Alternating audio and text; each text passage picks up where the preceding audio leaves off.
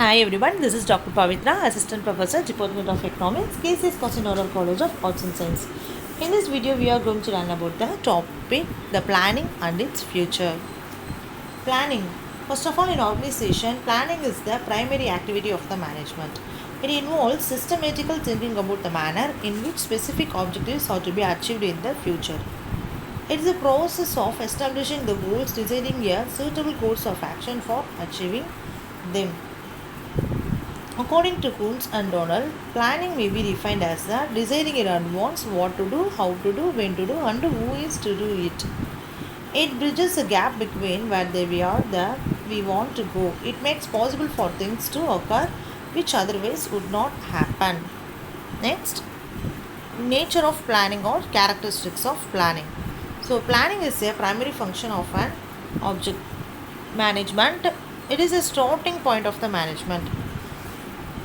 First one, intellectual and a rational process. The planning is a thinking process. It involves logical and rational thinking. Next, it is a goal oriented. The planning is mostly based on the goal oriented. Next, it is a pervasive. Pervasive. All organization, irrespective of the size, nature, spread of operation, objectives, etc. Undertake the planning function. The planning is undertaken not only the business firms but also the political parties, social enterprises, and religious and charitable organization.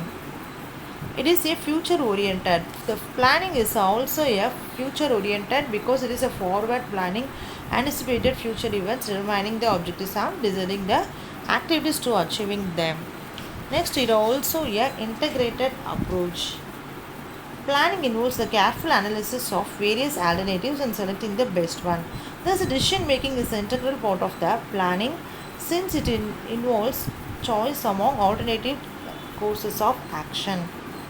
It is a continuous process. The planning deals with the future, and the future by its nature is uncertain.